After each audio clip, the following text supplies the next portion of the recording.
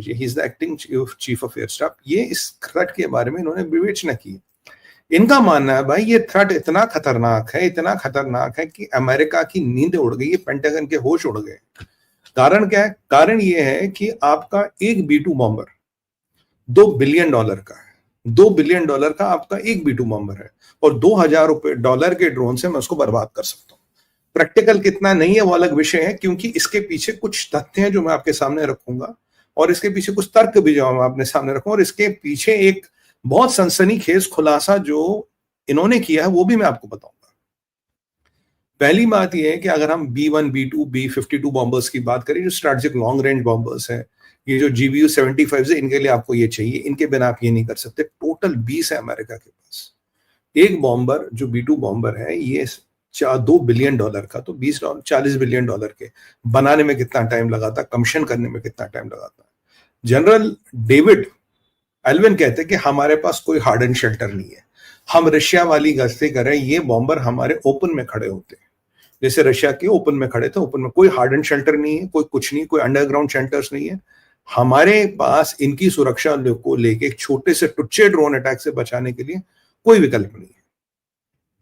तो एक बहुत बड़ी सुरक्षा में से कहते हैं अमेरिका में जो लाखों कंटेनर आते हैं, जो लाखों कार्गो का मूवमेंट होता है, और आप जानते हैं अमेरिका में बहुत शक्तिशाली रेलवे नेटवर्क नहीं है। वहां से it's a country which is run on trucks, तो ट्रक्स में बड़े बड़े ट्रक्स होते हैं अमेरिका में, उन पे सारा सामान इधर उधर, ट्रकर्स 30 दिन ट्रक चलाते हैं, दो ड्राइवर मिलकर एक ट्रक चलाते हैं, क्योंकि ये सब country which is run on trucks. तो वहां वो जाइगेंटिक ट्रक्स और जाइगेंटिक कार्गो मूवमेंट कोई बड़ी बात नहीं। हमारे यहाँ इसलिए नहीं दिखता क्योंकि हमारे जो हैवी लिफ्टिंग है सारा रेलवे करता, हमारे ट्रक वाले भाई इतना काम नहीं करते, क्योंकि वहां सारा ट्रक करते। कह रहे ये जो ट्रक्स खुले आम घूमते, हर जगह घूमते हैं, तो सोचिए अगर एक ट्रक को ऐसे वेपनाइज किया गया तो हम इसका करेंगे क्या? व्हाट इज अवर विकल्प? हमारे पास कोई शेल्टर नहीं है, ये सब ओपन में खड़े रहते हैं।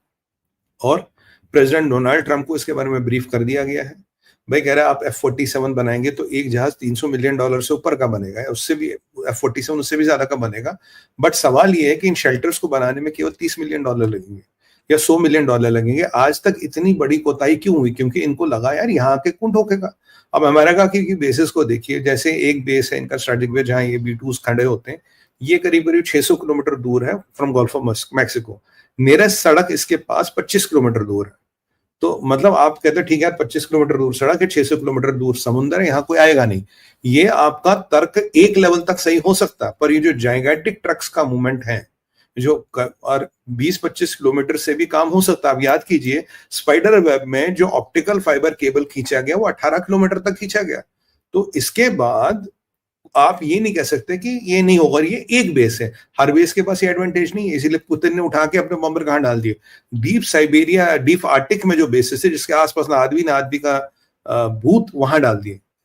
बट पहले अमेरिका में आपकी वल्नरेबिलिटी, और सबसे बड़ी वल्नरेबिलिटी मेरे हिसाब से कहा है, सबसे बड़ी वल्नरेबिलिटी आपकी आएगी जो आपके बेसेस है दुनिया भर में। चलिए अमेरिका में आपका बेस समुद्र से 600 किलोमीटर दूर, 25 किलोमीटर दूर एक सड़क में, आइडियल सिचुएशन है हर एक बेस की मानता हूं, जो कि है नहीं। बट जो आपने डिब्रू गार्सिया भेज दिया बॉम्बर, आपने जापान में भेज दिया बॉम्बर। जापान तो इतना सा, वहां तो आदमी के ऊपर आदमी, तो 3 लेयर का फ्लाईओवर होता है, पहली बार दुनिया में मैंने देखा था 3 लेयर का फ्लाईओवर। वहां तो आदमी के ऊपर आदमी रहता है, वहां इतनी जगह कहां मिलेगी आपको? कहां जगह मिलेगी कि ना आदमी का निशान?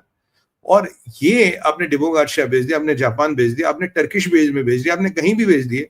तो भाई साहब अगर कल को ये कांड हो गया, वहां 12 बॉम्बर गए हैं, 12 बॉम्बर यूक्रेन ने निकाल दिए, कंफर्म बात है, बाकी रिटायर्ड हर्ट है काफी सारे, पर 12 बॉम्बर निरस्त कर दिया। आपके पास टोटल 20 है, अगर 20 में से 12 निकल गए, अमेरिका के दांत टूट गए। अमेरिका के दांत टूटने वाली परिस्थिति है। अमेरिका का जो न्यूक्लियर मसल है वो उसमें आपने सेंध लगा दी, और ये बहुत बड़ी चिंता का कारण है। इस पे काफी विवेचना पहले भी हुई थी, पता नहीं जो बाइडेन की सरकार ने और पेंटागन ने इसको सीरियसली क्यों नहीं लिया। वो आज सवाल उठा रहे हैं कि हमने आज तक इस चीज को सीरियसली क्यों नहीं लिया, क्योंकि ये चीजें पहले भी आ गई थी।